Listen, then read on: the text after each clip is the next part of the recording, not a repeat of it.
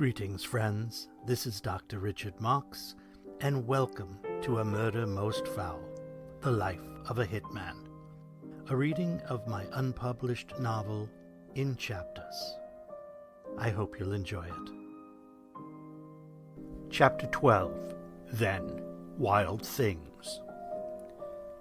We were wild, yes. It was our way of relieving life or death stress we were under 24/7.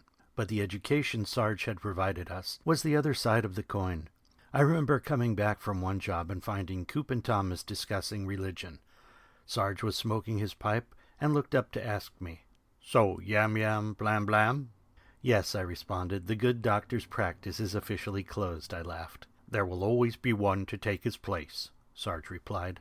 Dr. Yam was a pharmacist located in Section 3 of Saigon. He was well known among American GIs as being able to supply recreational drugs.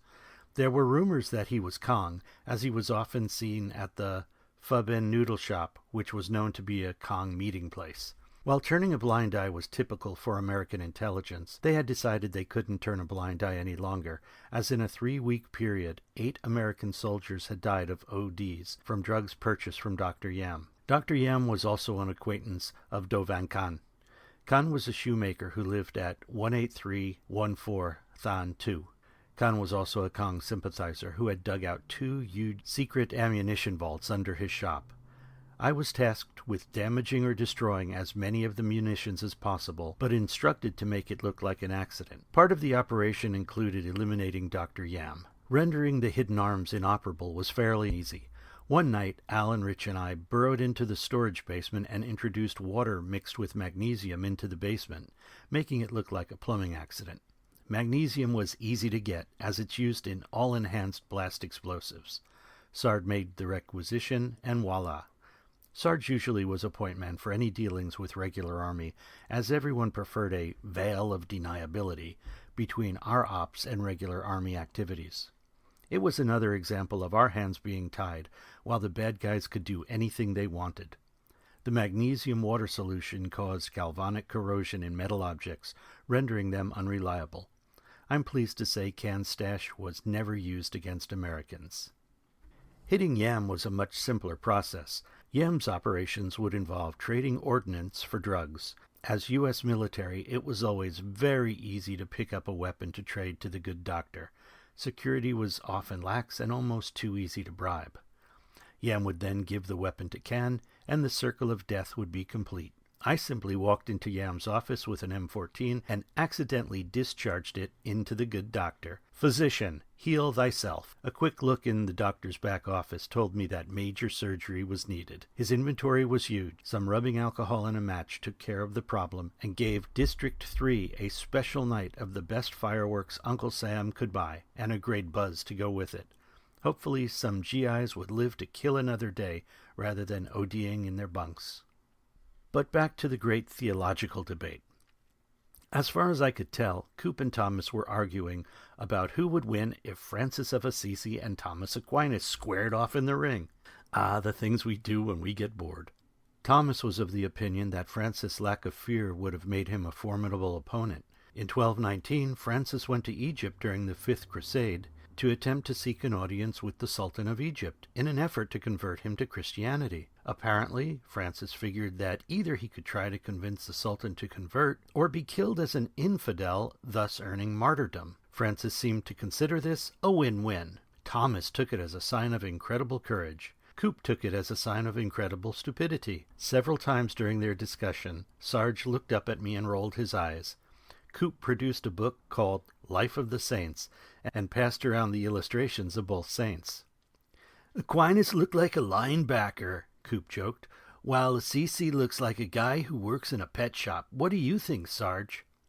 Sarge squared in his chair. "We're talking about a philosopher who tried to square the philosophy of Aristotle with Christianity. I wouldn't want to go toe-to-toe with him.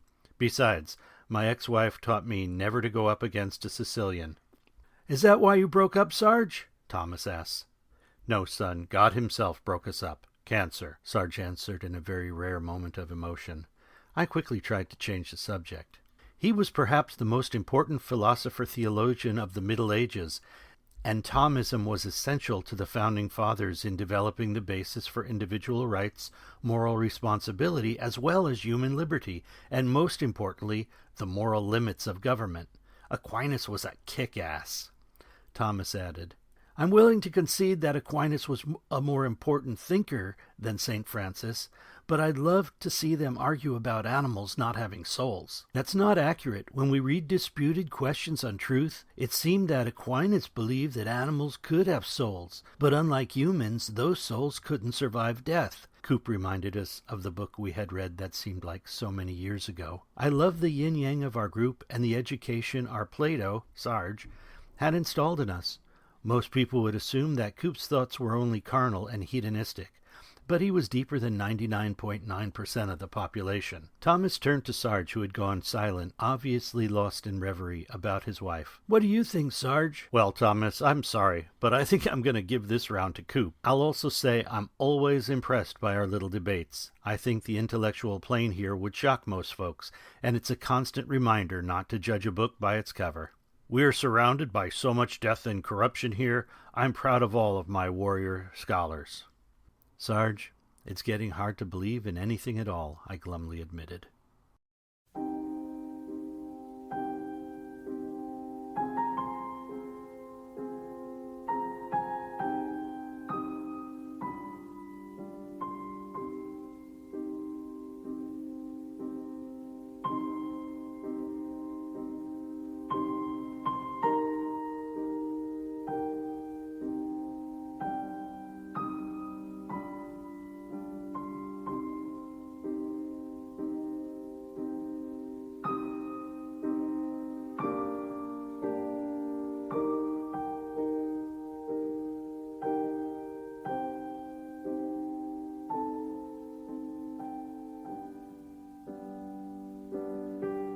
Thank you for listening to A Murder Most Foul, The Life of a Hitman, copyright 2025, as read by me, the author, Dr. Richard Marks.